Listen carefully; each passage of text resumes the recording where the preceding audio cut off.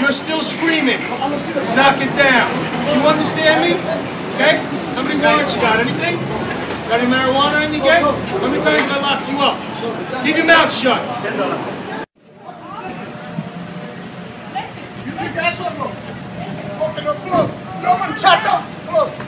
Oh, we can call the police. Well, can you call the police? I asked him, he don't listen to my He cut off. So don't give gas. Call the police and don't give gas. Because we have 2 hours here. This is not fair! It's not fair. For personal license. I take from this. Don't yell, okay? My hearing is fine. Go ahead. I take from this way. Okay. No brake line. I don't know what's... Okay, but there is a line though. Regardless if you dropped out of the sky, back here. there's a line back there.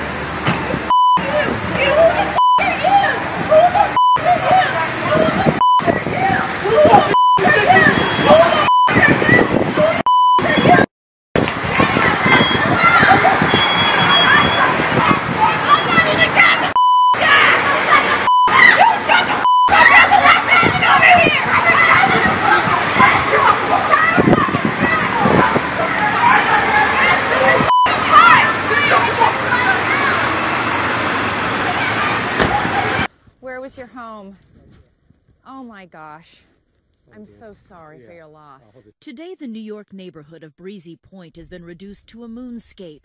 Block after block of this residential area, more than 100 homes, now nothing more than smoldering rubble, surrounded by hip-deep floodwaters.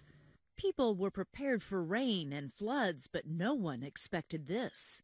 Everywhere you look, black wreckage, smoldering, and it goes on and on for blocks.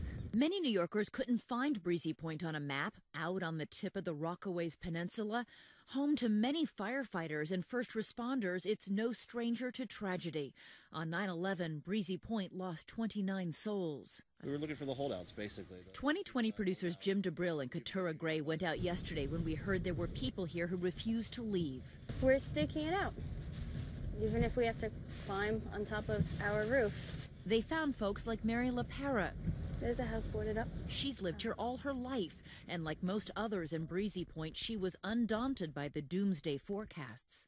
Mary lives in a neighborhood they call The Wedge, a cluster of small walkways not wide enough for a car. We're just trying to see all the neighbors that are still here. It's 4 p.m. We are following as Mary checks on the neighbors over on Irving Walk. She's one of the ladies.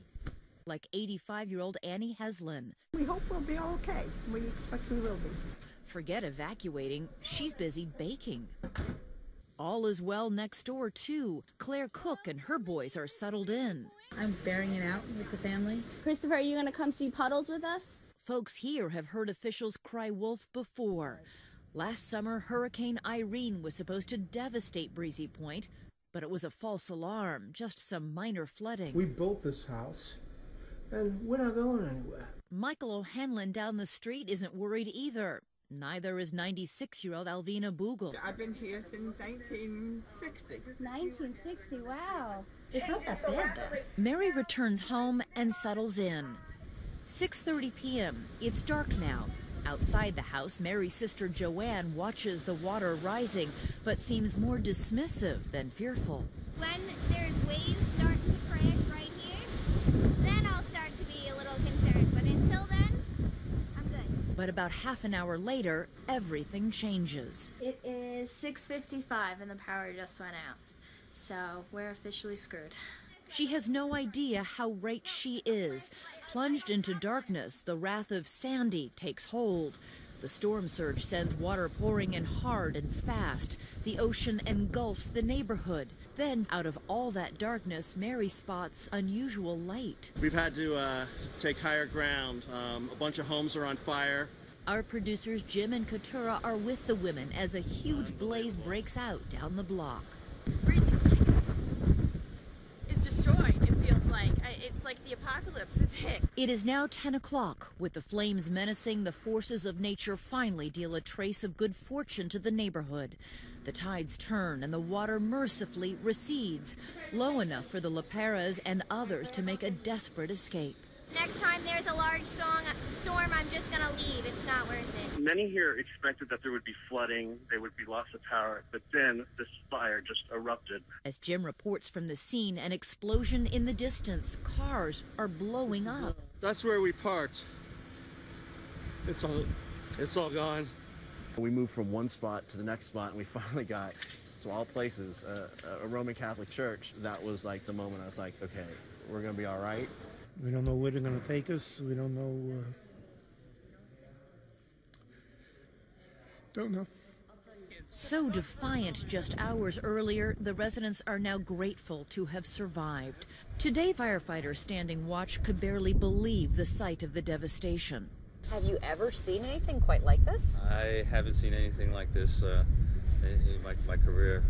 The only thing that came close to this was 9/11. This is right up to the very top step. And even people like Joanne Colello, who didn't lose her home to fire, discovered she had lost the lower level of her house to a flood. I said, thank God that we're all alive. Battered but not broken, the stoic residents here say they've been tested by tragedy before and are determined to carry on. We'll rebuild here, you know. You will. We'll come back.